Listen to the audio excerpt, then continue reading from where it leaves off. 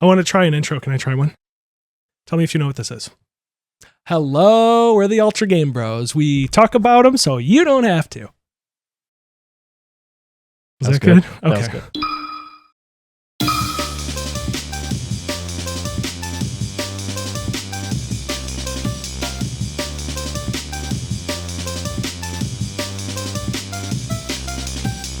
Today is a special day. It is. What's today? My birthday. Oh my God, happy birthday. It's the second birthday I've had on this show. Oh yeah, that's right. The first episode was your birthday. Well, after your birthday, Yeah. but this is we're literally recording this on your birthday. It's become a birthday event. Yeah, so that means that it's been UGB for roughly a year then. So It's been a good year. there's been a lot of Xbox things in the news, and most recently the bombshell Which one? that. Yeah, right. Okay, so let me ask you this: what was the one that you saw that was the first one lately Mm-hmm. to say this is the end? I think the cancellation of Perfect Dark was the Yeah. first one I saw that was like, they made that studio the initiative to make Perfect Dark like years ago. Wait, that's the only thing that they were working They on? never released anything. That studio that they put together as their Yikes. quadruple A studio, as they called it. The only other quad A game we've gotten is the Callisto Protocol. So, Didn't Ubisoft say something too where like not Black oh Week, god, yeah, the sales Sea of Thieves, No, their version. set You know sale, yeah, whatever it's called. Yeah, Black everyone, Sails. yeah, put it right here. Yeah, whatever it's called. Yeah. I think they said like, oh no, it's for real. This It's is a big game, and it is a big game because it was in development for like 7 or 8 years. Yeah, and it got rebooted so many times. Instead of them just saying, "Why don't we remake Black Flag?" and then everybody's happy. No, we gotta make. I think there was something. I feel like I remember reading something where they were like, it started out that way, or like maybe the team working on it was like, hey, maybe like the grunts were like, maybe we should, and then the bigwigs were like, Well, they got some sort of like business loan from the country they were making the game in, and then they wanted to, my understanding, they wanted to cancel it over and over again, but that country was like, we funded the creation of this game, it has to be made, or we're suing you. oh, good. So they had they had to make this game per law. Right. And yeah, anyway, it's all just, that shows you that Skull and Bones. Good. That's what it's called. That's all we need to say about that anyway. So it's Skull and Bones. But yeah, so yeah, the Perfect Dark game. And I don't get excited a lot for most Microsoft exclusive games, but that was one where it was like, this actually looks cool, even though it was maybe a generic first person. It looked very much like Deus Ex, like first person Deus Ex again, like very much you can take things at your own pace and like explore levels and find ways to sneak around or hack or go in guns blazing. Immersive sim. Yes, they did show gameplay, like one gameplay chunk. Yes. And I went from like, I don't care. The only one I played was Perfect Dark Zero, and that game sucks on the Xbox 360. And then they never did anything with it again. And then they announced this as their showstopper in like 2019 or 2020. And I'm like, okay, still don't care. But the gameplay won me over. It reminded me of, Deus Ex. I feel like this might have been some Eidos Montreal team that was working on, or Crystal Dynamics, or some of those guys or something.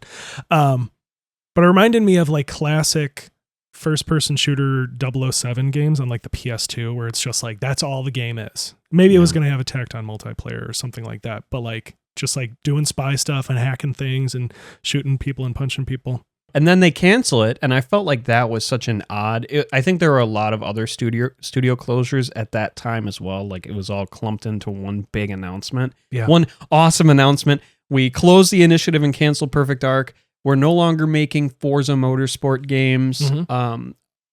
I don't know if that was when they closed Tango Gameworks, which was purposely or specifically for me the worst thing that they've canceled, just because we'll never get the Evil Within 3 now. Yeah, that sucks. But Krafton bought them, so we will get a sequel to and you know that what? other game. People will say online, man, when they canceled Scalebound, that was it. But canceling Scalebound and canceling Perfect Dark, I think, are two totally different things. Because Scalebound was they didn't have that much presumably done, but also it was I think it was Platinum Games, right? And they just Yeah. didn't have enough. And most reports were that it wasn't very. It was running very poorly. At like the one show it ever was playable at, everyone was like, this game doesn't run well. It doesn't like feel cohesive in any way. So its cancellation is like, it's another thing like Silent Hill's cancellation where it's like, that was going to be the best game ever. Yeah, but there where it's was like, no game. We never got it. So we'll never know, but it probably was just going to be an average. Well, even if it doesn't matter. Game. Yeah, I think it matters less about what it was going to be and what it currently was when it was canceled. And at that time, PT was nothing. I am contradicting myself in saying what I'm saying about Perfect Dark because I think a lot of reports were like they were working on this game for like 8 years. Yeah, it was and that they didn't studio's have only thing. Yeah, and they didn't have hardly anything to show for it. For Perfect Dark? Yes. I thought they had a decent amount, but it was just that they Right. had nothing to go off Right. of So as far as money. they finally, the part that stings is that they finally got to a point where they could have wrapped it up and finished it because they were like, okay, now we're going, but they're like too little too late. Mm-hmm. Or at least I think that's what Microsoft was thinking. It's like, okay, we have, you actually have a decent vertical slice and now you know, but it's been 8 years, dog. So like, they're like, forget it. Even though us, we were like, you know, But it looks so good. right. But to them, they're like, they just didn't want to invest more money, even though, you know, Microsoft has the biggest wallet on the planet. My understanding for a lot of what we're going to talk about as far as recent issues comes from the fact that there was like an unrealistic return on investment that they were expecting to get like 30% over the year return on investment. For what's for everything? Xbox. Oh. So that caused a lot of the issues that we've seen recently of studio closures, game cancellations, rises in Game Pass prices, console increases in prices, like just across the board, nothing positive publicly has come from them being like, we just have to cut profits to make the shareholders happy. Yeah. Or cut costs. Yes. I don't know. It's just a weird time. And it's not even fun anymore. Like before, dogging on Xbox and Microsoft was kind of fun, like during the Xbox One era, because it was so easy. Mhm. But like now that it's like, it's all culminated to where it is now it's like, oh, this actually isn't fun anymore. It's just mostly sad. The final nail in the coffin is probably that they're not selling consoles in stores anymore. Like Target pulled them, Costco pulled them, Yes. I think Sam's. Like I was in Target yesterday. They still had some stuff, but they didn't have any consoles or anything anymore. Really? Yeah, just everything was empty. So like then at that point, you would say, well, then Microsoft or Xbox is having a bit of an identity crisis. Then maybe they're not a console, you know, they're not in there, but they're still Xbox. You know, they still put out Xbox games. Well, what's the Xbox game? Halo. And you know what it's coming out on? PlayStation 5. Yes. The new Halo 1 remake, the second remake that it's gotten. Yeah. Well, the first one was a remaster, but whatever. This one actually looks really good and it's coming to PlayStation. So Yeah. it's just, I'm excited to play it, but like, I don't know if I can comfortably play that holding a PlayStation 5 controller in my hand, even though that's probably what I'm going to end up doing. Yeah, I'm going to as well. And I already had the moment of going to the store and picking up Gears of War Reloaded on my PlayStation 5. Yeah. So it's like the other franchises, like that is Xbox inherent. Like that is a game of that generation. Yeah. Where, fun fact about the Xbox 360, the reason that it has the amount of RAM that it has is because of Gears of War. Because when they were developing the game, Cliff Bleszinski or whoever would have been in that ability to make that decision went to Microsoft because the Xbox wasn't out yet, or 360, and was like, for us to be able to make the game run properly, the RAM that you guys are planning to put in is not enough. So the reason the Xbox 360 is as powerful as it was is because of Gears of War. Was that a launch title? It came out the next year, like early the next year. So all the launch titles, like Condemned Criminal Origins, The Greats, they it was not among them, but that was the first real like reason to get an Xbox 360. What was the launch title? I think Cameo was one of them. Was Crackdown one? No, that's Crackdown is the game you bought for the Halo 3 beta. Oh. That came out in 2006, I'm pretty sure. Because that was like on the box of Crackdown. Had a big sticker that said beta for Halo 3 included. And then everyone bought it for that. But then you would put in Crackdown. And you're like, this game's actually pretty awesome too. Like I love Crackdown, but 2 and 3 are terrible. It's like an open world just crime fighting game, but you're constantly leveling up your character to the point where by the end of the game, you're jumping the height of skyscrapers. And one thing about Xbox as well is the fake kind of marketing that they've done in the past, which we can get to Project Milo as well. Oh, yeah. That with Crackdown 3, one of the big things they were pushing was this is going to be the first game to use cloud technology in game. So you're going to be destroying cities because that's not running on your console. All these cities are existing in the cloud. So you had to play online? Well, originally that's what it was. And then it came out just kind of as a regular game that felt very rushed. I think the version of Crackdown 3 that we got is not the version they worked on for a long time. But what we got was just Crackdown 2, but less interesting. So very sad. A lot of stuff like that happened with Xbox, of false promises like Project Milo, where when the Kinect was all the rage during the Xbox 360, after 360 kind of declined with the Red Ring of Death controversy. And then it's not much of a controversy when it's just like, that's just how it is. The Red Ring of Death fact. But after that kind of got fixed up with the newer models of 360, like the Elite. The Elite had that problem, the Red Ring. Oh. The newer ones that got smaller, those are like the 360s. If you're going to buy one, that's what you want to get. They would come bundled with a Kinect. And when they revealed it, it was like, oh, so you're kind of doing what Nintendo did with the Wii controller, or what PlayStation did with the PlayStation Move, but you're doing it without any controller or anything, and you're the controller. Yeah. Which is a cool idea if the Kinect were anything like what they marketed as far as how powerful it was going to be. That was kind of during the era when they were like trying to find alternative ways to play your games. When it's like, we like just holding a controller and playing them.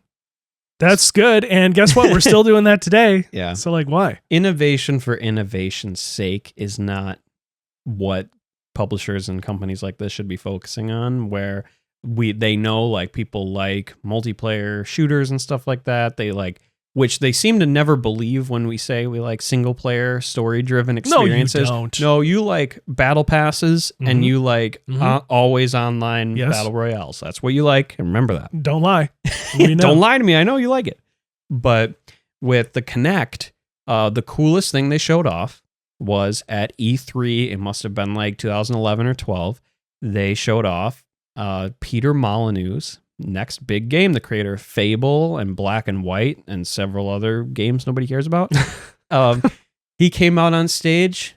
I don't know if it was on stage or in a video. He came out and he was like, we've done the impossible. We've created an artificial friend that you get to hang out with. And you're going to have these experiences with this friend of yours. And his name is Milo. And he lives in this house, so you can go and visit him whenever you want. And they show the fakest and I believed it, as most people did. Well, I don't know. Like maybe people our age believed it. I don't know if the press did. I feel like if you were to go on like an old, I don't know, article and they'd be like, you know, what is this? I think there were behind closed doors demos of demos of people showing it in person and it actually working.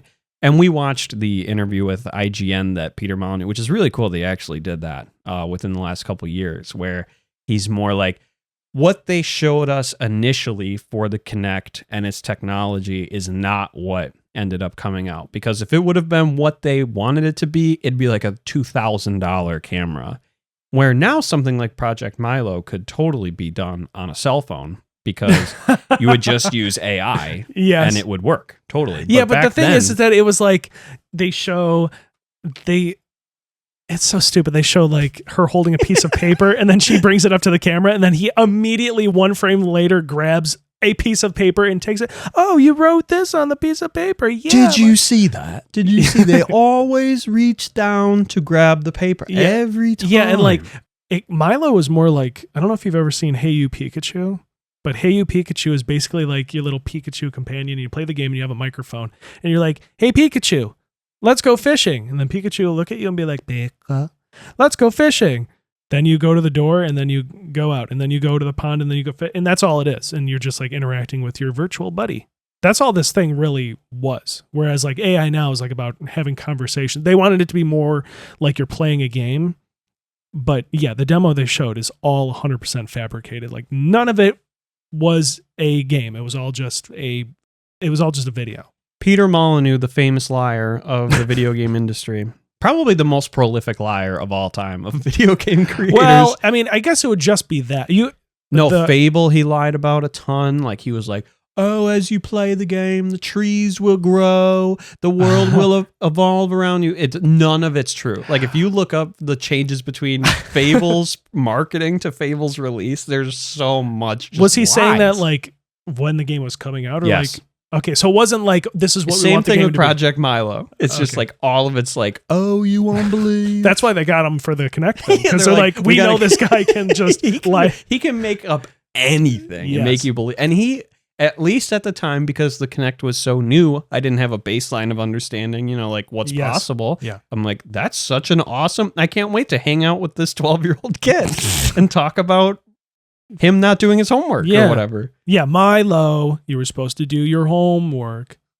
I did. I forgot. Do you want to go fishing? That was one thing that you could do. You like looked over in the pond and you would like play with the little fish. Yeah, there was something else like like fourth wall breaky between the lady in the game that did not make any sense. There's so many. If you haven't seen it, just watch the video. But when you're talking about prolific liars, my guy that I just first thought of was Sean Murray. Oh no! No Man's Sky. He lied at the time. He's like, "I'll get there. We'll bring it. We'll get there at some point." I'm sorry, not today. He was on like Jimmy Fallon or something talking about how it's like you will never ever run into a person, and if you did, you would see them, but you would. It's impossible. And then, there's 100 trillion planets. Yeah, it's impossible. And then later that day, people the day it came out, they're like, we are on the same planet, on the same mountain, looking the same way. We're not there. Yeah. People are like, oh, give him credit. Like he's brought it back, which he has, which is great. That's what I just said. But it came true. But he was fucking lying just for the sake of lying. So Xbox One comes out, right? It's at the tail end of the 360 era, where the 360, at least for me, dominated all my time at that time. And PlayStation 3 eventually caught up to the point where I think they were pretty close in sales. But I think by the end of their lifespan, PS3 slightly overtook them. But that's crazy to me. Right. Because the 360, at least in my circles, was like so far and beyond the winner. I did have opposite in my circles, but what you're forgetting is it was, through its entire lifespan, the cheapest Blu-ray player you could buy. Yeah, so there were a lot of people who never even played it. Right, even people that would just buy one game, like buy 2K on it or whatever. They would also buy it just to watch movies and stuff. But I think they did overtake them eventually. But yeah, disastrous PS3 launch, and Xbox came out an entire year before PS3 too. And just mopped the floor with them. By the time the PS3 came out, it had Gears of War, Forza, Halo 3 was already on the way out. Like you knew it was coming. It had been announced and everything.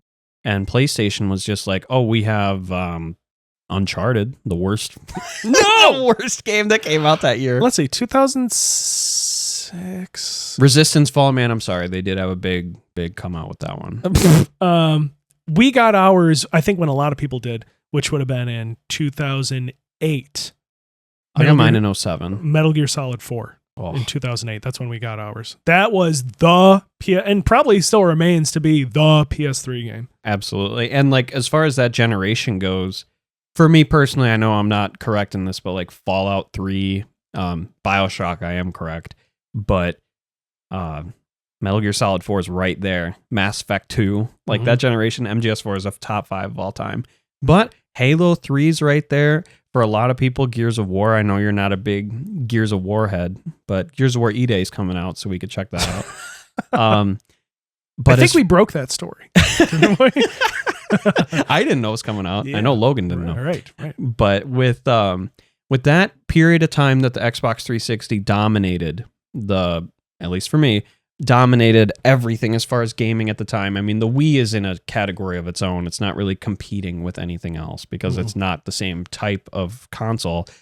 You think going into the next generation is a gimme for Xbox to at least be on the same level as PlayStation 4. And then the most just unacceptable, embarrassing E3 presentation. It might not have been E3, but it was like that year. No, it was E3 because immediately after their showcase was the Sony one. So it was like during E3 week. I think they had one in like March where they kind of went over stuff. And then E3 was the big reveal of everything terrible. Yeah. Like they came out swinging. They're like, it's an all-in-one entertainment system, which is a cool idea because it has, I believe it had ports for like your direct TV and stuff like that to make it the one box under your TV, which is a great idea in theory. To shareholders, that sounds good. Mm-hmm. It has all the Madden games you could ever want. It has a Kinect that you have to have connected. And connected to the internet at all times. And no used games. Yes. DRM on every single game. Was there anything else other than it was the ugliest console of all time? Yeah, it was dubbed the VCR. The X-Bone. And $5.99. $5.99. Or maybe it was $4. It was $5.99. It was $4.99. And then Sony comes out, which, you know, I kind of want to hit on that. We let that conference slide too much. It was like 90 minutes long or whatever those conferences last for. And it was just like, you're waiting as the Xbox fan I've been for like 10 years at that point, playing 360 and a little bit of the original Xbox, being like, but where's the stuff for me as like the person who's going to buy this console because I like video games? They weren't talking to gamers like you. They were talking to everyone. Yeah, like showing off the Kinect as, oh, you can use that to swipe between channels and just like all this and like face or like Skype call at the time between other people who have Kinects, which I guarantee you 7 people on the planet used that one time. No one Skype called off their Kinect. Probably. But just going through that whole conference being like, is this for me or am I not the target demographic anymore? Something important too is that both 360 and PS3 were pretty evenly matched at that point. So there are a lot of people waiting for next gen being like, okay, you know, I'll get either, just whichever one's better. Like I'll just get whichever, you know, everybody's there watching these things to help educate their decision. And the PS4 and Xbox One were both famously not backwards compatible. Yeah. So going into the next generation, you weren't tied to a console family. Right. Yeah. So it didn't matter at the time. So where now it totally does, which is a big problem. But, well, problem for Xbox. Yeah. But so you go in, you're like, where are the games? I think the only game I remember, there were 2 games. Call of Duty Ghosts, because you can swim. Yeah, the fish swim out of the way, just like in Mario 64. And then Rise, Son of Rome, which had the coolest trailer because it was supposed to be a Kinect exclusive game where they had one 10-second clip of gameplay, but it was like, oh, this is going to be really cool. It's going to be like Rise of Nightmares, but not bad. I think that was the first one they showed too. The first next-gen game One of them for sure, if not the first.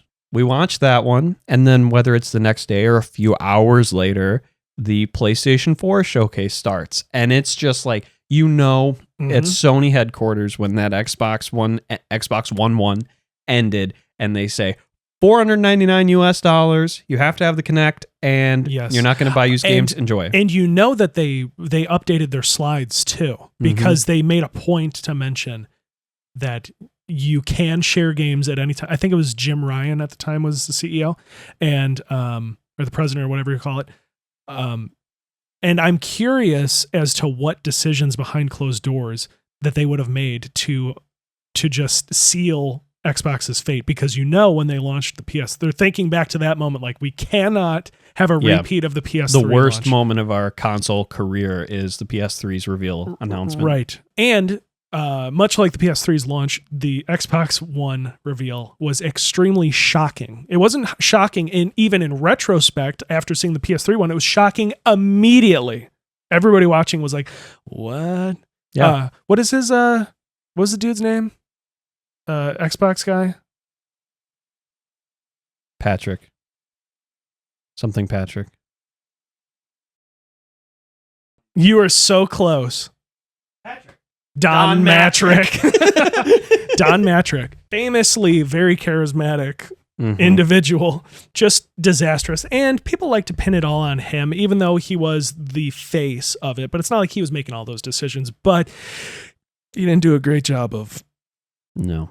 And I think if there was one interview to ever seal the fate of a company, it was Jeff Keighley interviewing him soon after the reveal of the Xbox One. He was like fresh off stage. He was waiting. Like, that was awesome. Let's get some interviews going. Yeah. And he says, because one of the big things was always online, which one thing I always say about Xbox One was it was very ahead of its time, but it was only ahead of its time in all the worst ways possible. Of now, there's things like, oh, we're used to always online. We're used to you can't have used games because everything's gone digital. But Xbox was like, let's go to the future today, all in one move. Yeah, all the bad things. Nobody wanted that. But he gets off stage and he's like, so, what do you have to say to the people who, don't have internet, like soldiers overseas or people in rural areas who can't download updates or anything? Like, how are they going to play their games? And he looked him dead in the eye. Dead ass. And he says, well, we already have a console for those people. It's called the Xbox 360. And you heard all the shareholders just get up and start screaming at him. And Jeff Keighley's like, he are you up. sure? Like, he's like, that's what you want to tell people, that go play the Xbox 360? And Don Matrick was like, well, that's the end of my career at Xbox. Because he was like, well, that's not really what I meant. And it's like, nope, you said it. Yeah, that you don't have internet. You are not coming to the next generation with us. And being a Sony, what does Graham say? Sony pony. Sony pony soy boy. You were jumping and cheering. Oh my gosh, yeah. Shooting champagne just for off. fun. Yeah, not like I cared for the destruction of Xbox, but it was just fun. So who cares? So yeah, the next day or whatever it was, and Sony comes in and I think the first thing they said was $399. I know that they saved that for the final stab. Okay, and $399. Yes, and people are cheering every single slide. And the little short video, how to share games on PlayStation 4. It was just the two heads of the company handing games to each other. Yeah, one was Shadow of the Colossus Yoshida? guy.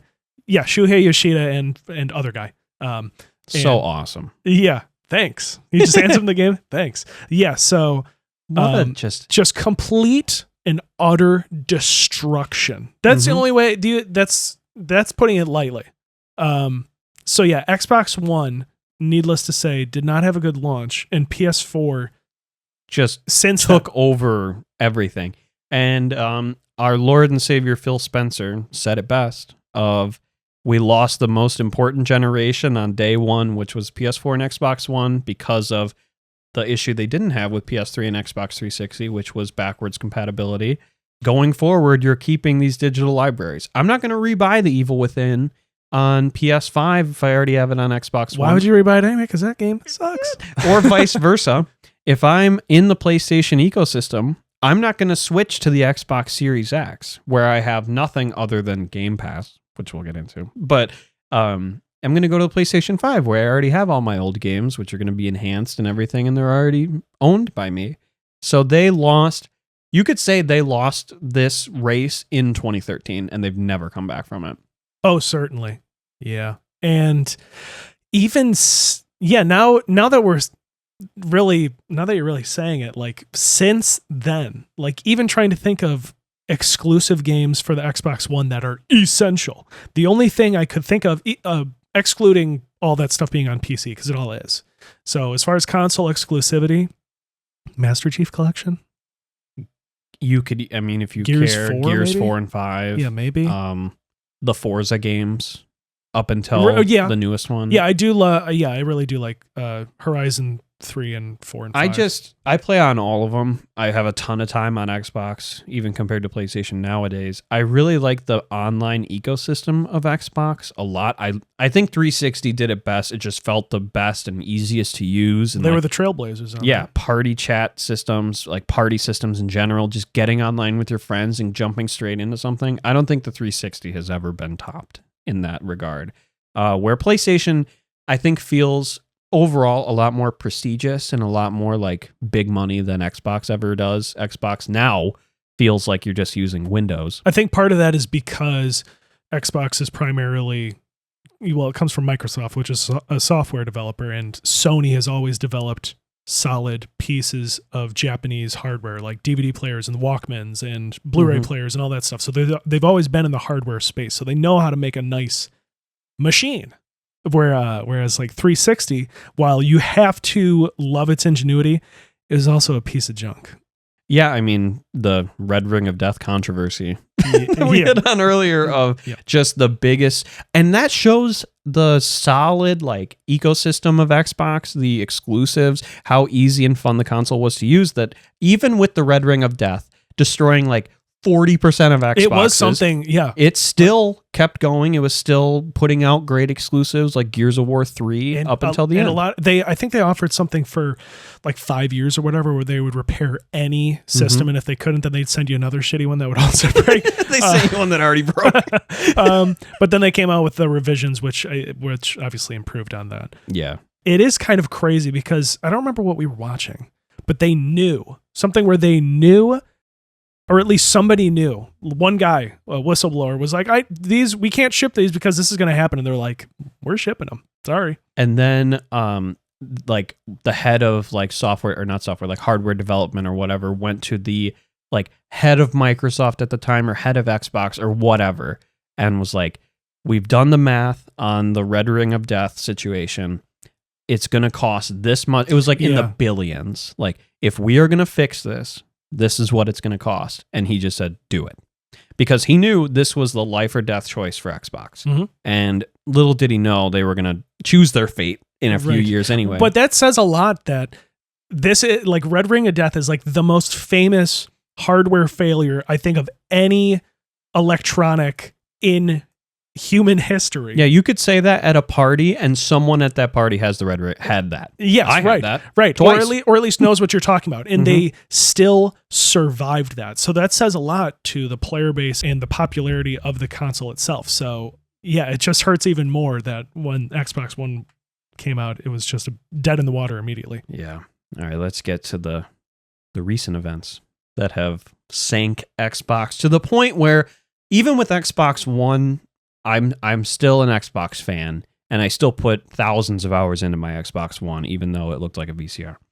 Well, you upgraded yours. I got the One X and everything, which the Xbox One X is a fantastic piece of hardware. Yeah. But the original Xbox One is garbage. But even then, I had hope that we were going to get through this. And I would say the One X was a huge step in the right direction. And then the Series X comes out, and I think that's a great console too. I think the Series, God, the naming convention here. The Series S, I think, hurt gaming as a whole, making developers have to have a lesser version of their game to be able to run. So besides all that, I think they were on the track to come back and be a real competitor. Revealed out of nowhere too. Yeah. That was at the Game Awards. Yeah, they showed Series X first. That's what I'm saying. Yeah. Like we weren't even expecting like news at that time. It was like 6 months earlier than you would have expected to hear it. And it was just like, oh. And here's the Xbox Series X, the next generation of hardware. Launching with Halo Infinite. We promise. We're going to do it, I swear to God. Mm-hmm. It'll be on the box. You know what? We'll put it on the box, I promise. That way we cannot lie about it. It'll be on the box. Oops. So I had hope that we were coming back as a species, as Xbox mainstays. And then I'd say like the last year has just been like mistake after mistake after mistake, just wrong decision over and over and over again, to the point where every time I think, because we've been talking about recording this episode for a little while, it's like, oh my God, they did this. We gotta get together. There's no way they're gonna one up this. And then, Gears of War on PS5. There's no way they could top this. Game Pass is $30 a month. There's no way they could top this. Halo on PlayStation? Like, I didn't even know Forza was on PlayStation. Yeah, that recently. was that. As far as our personal timeline, when you shared that screenshot, that Forza Horizon 5 is on whatever the newest one is on PS5. That was like, okay, like it's done. They have nothing now officially. And they did it to themselves. That's something to point out. They did it to themselves. I think they're looking at it more realistically now, instead of like, how do we get on top again? They know they've lost the battle. They were skiing down the hill and they cannot get back up, and PlayStation's on the top of Mount Everest now. They'll just say, well, we've just kind of we've just changed our objective. Like they'll say, we're still gonna. I'm sure you've seen where people have asked them, "Are you out of the console space now?" And they'll say, "No, we're still working on. We're always working on." But that whatever they come out with next is gonna just be like a super powered PC or just shifting to an all streaming box device, whatever that's gonna be. I mean, look at the Rogue Ally X. For one, is not an Xbox product. It's licensed as an Xbox product, but it is a Rogue Ally with Game Pass installed on it. ROG Ally. Whatever. It's like, it's not an Xbox device, although this is an Xbox. Yes. I'm sure you could connect this somehow to be an Xbox. Yeah. It's just so odd that they have like diminished the name of their brand so much to be like 20 years ago. It was the Xbox 360. That was their premier thing. There was one model of 360. 20 years ago. It was 20 years ago. That's insane. And nowadays, it's like, you don't even need your silly little Xbox Series X. You can stream that for $30 a month on your Samsung Smart TV. And you have to think, do gamers want that? Sure. Some gamers would want that, save some money. And we're not the normal crowd. So like maybe the normal gamer who's like, I play Black Ops 7, can't wait. Black Ops 7's coming out. I play Madden and I play FIFA, whatever, EA, FC, whatever it's called. And that's all I play. But for them, I mean, they're like, we don't care if we play it on a console or on the TV or whatever. Yeah, but they wouldn't get Game Pass because they only want to play like 3 games. Like Game Pass is still for game enthusiasts. Well, at least now Ultimate is. Now it's for enthusiasts. Right, because at $30 a month. It used to be back in my day, it was $15 a month. Back in my day, it was $10 a month when it came out. And then, because the first big game, not Skull and Bones. 15 was for Ultimate. That's right. Sea of Thieves was the first big game when Game Pass came out. And I had this thing with Overwatch 2, which I think I've gone over before as well, where I'm looking at it like, so if I just buy this subscription, like, I just get this game now? Like, I don't have to buy Sea of Thieves. It's just mine because I pay for the subscription. Like, it wasn't computing. Like loot boxes in Overwatch. I'm like, I don't get it. Like, how does this work? But eventually now I understand, like, you're not really owning the game. You're just kind of, it's like a rental service, more like, where you have unlimited access to Netflix. Which that value proposition is still desirable. However, up until the price raise. Right. Because it's, I don't know if everybody knew it wasn't sustainable, but they thought, or at least I assumed, that Microsoft would just foot the bill just to have the player base, just to be like, yep, it's only $10 a month. We know that we're going to eat it on some of it, but we have this humongous player base of people that are going to, be in our system. But then when they raise the price, then it stops being this thing where it's like, oh, well, sure, whatever. I'll pay $10 and I'll forget about it. 5 of those 12 months for whatever. And you can only buy it in maximum increments of 3 months. And I was always saying back in the day, I'm like, why can't, like PlayStation, you can buy a year up front, or even Nintendo, you can buy a year up front and then you have it until your next recurring payment. Microsoft has always been, at least as far as I can remember, with Game Pass specifically, because Xbox Live Gold you can get in years.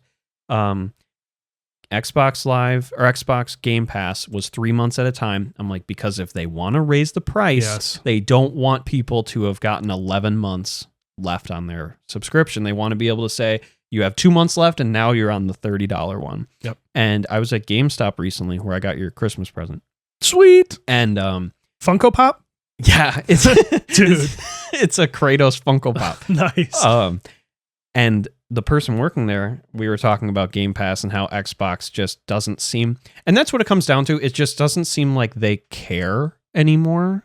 That's what it seems like from the outside. I'm sure there's more to it than that. This is also an important point, which is they put new releases, big, humongo releases on Game Pass as well. I've always thought that was so odd for them to do. From the surface, you're like, oh, okay, cool. That comes with my thing, whatever. But that devalues their console now, because it's like, why would I buy the $60, $70, whatever, $80 now for the console when I can just get it on the thing? So that's further devaluing the product, their console as well, because you don't need to buy the physical disc or even digital download.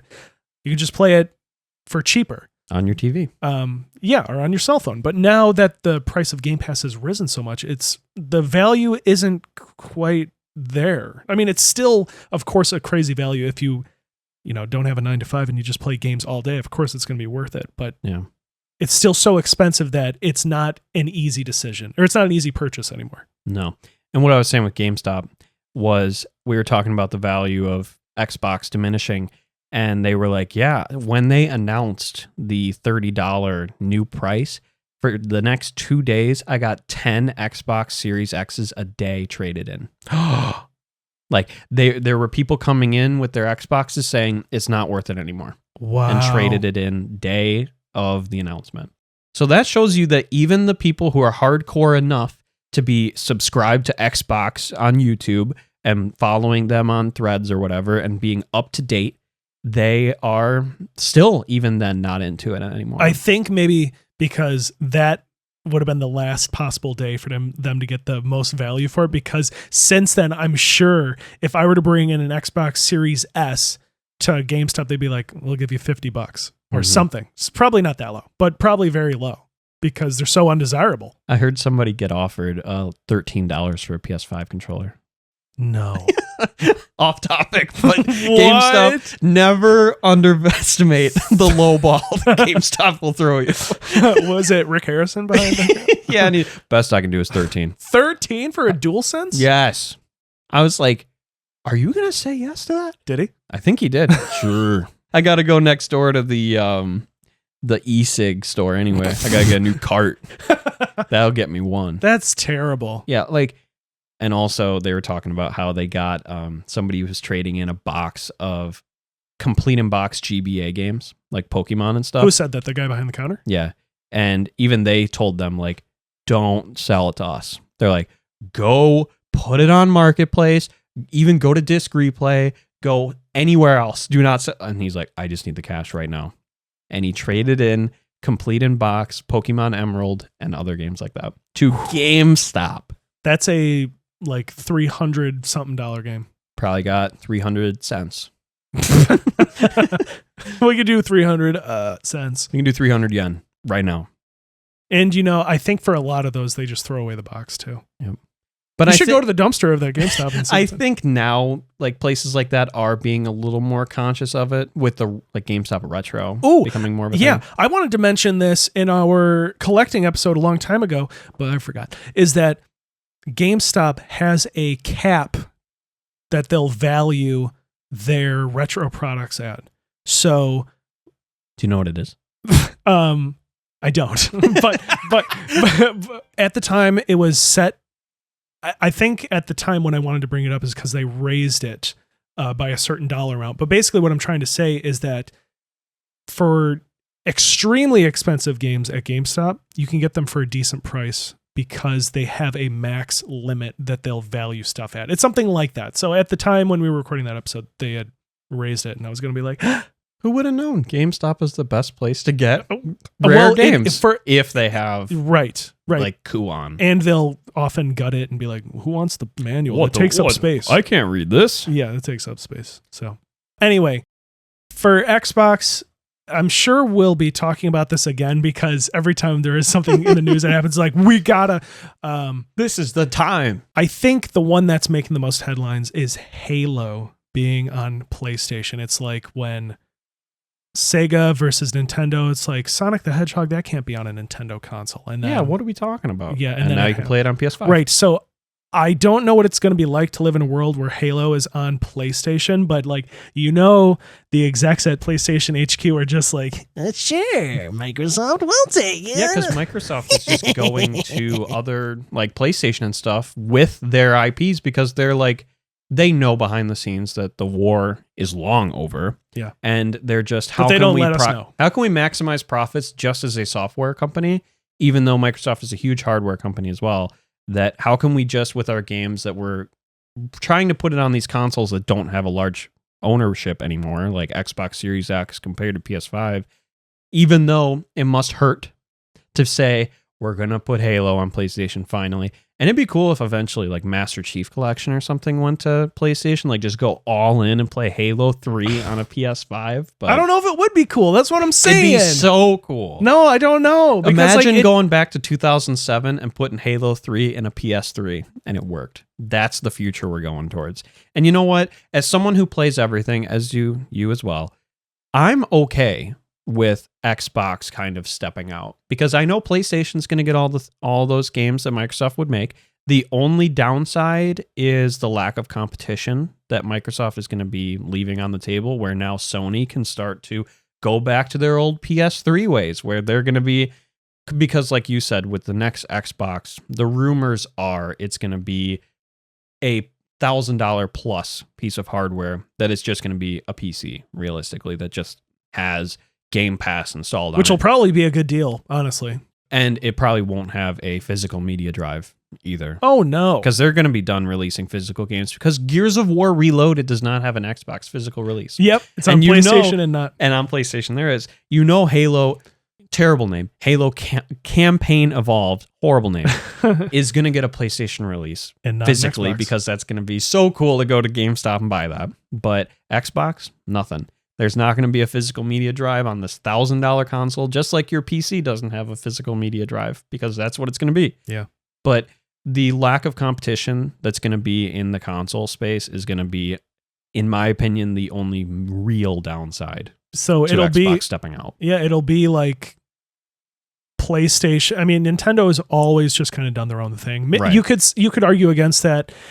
GameCube and before that, the GameCube kind of was competing with the PS2 and Xbox original, but ever since then, they've been doing their own thing. Mm-hmm. So they will always exist and always be doing their own thing, but like PlayStation will be like the only big boy. It'll be the premier console now, where it'll be the only one. Like Xbox 360 and PS3, you could totally make arguments for each one, or PS2 and Xbox, where now it's going to be PlayStation as your premier gaming hardcore console, or the insanely hardcore Xbox that's going to be for such a small niche of players who basically just want a new PC. And then the Switch 2, which is in its own category. So PlayStation is, what I hope is not going to happen is PlayStation's going to take advantage of that. But they're going to be let loose. The chain is going to break. The price is just going to keep going up for them, because they know that's the only realistic way that you're going to play hardcore console games. I think PS6 is going to be like $800 minimum when that comes out. It'll be like the PS5 Pro, where you can buy a physical media drive. It's definitely not going to come on attached to the like main unit. Or it'll be a bundle where you can like it won't come in the box. Not but in the same like, box, right? You can buy a bundle that has the drive for the same price of each one. There will be no discount. But we'll put it in the same shipping box just for you. Yeah, right. It's a shame. I feel, I don't know, it's a somber moment. I almost feel guilty. Like I was on the side. You did this to me. I know. I was there cheering at Xbox's demise because it was fun. And now that it's like, this is the sum of your actions. Look what you've done. You killed it. Yeah. Thanks a lot. This is the sum of what happens. And again, their downfall was not reactionary. It was not to any strange market shifting. It was not to this. It was just with strange meddling, mismanagement from likely Phil Spencer and company, and shareholders. That's what I was trying to say. Shareholders too. It all is from there. I don't know what it's in response to. I don't know why, but that's where we're at. They know they lost, and they finally accepted that they lost. I think the Xbox Series X was their last attempt to come back, and then it just didn't work, because my understanding of the sales is like it's not even half as much as PlayStation 5. Not even close. Not even close. So they know it's over. And it's not necessarily like one has to beat the other one. As long as they're making profits, it's there. But clearly it cannot be making profits anymore. Nope. So they've accepted that and are just stepping to be a game publisher that doesn't publish any games. Yeah, hey, doesn't we'll publish get back anything. together. We'll talk about Gears of War E-Day when that comes out. When is that? No release date.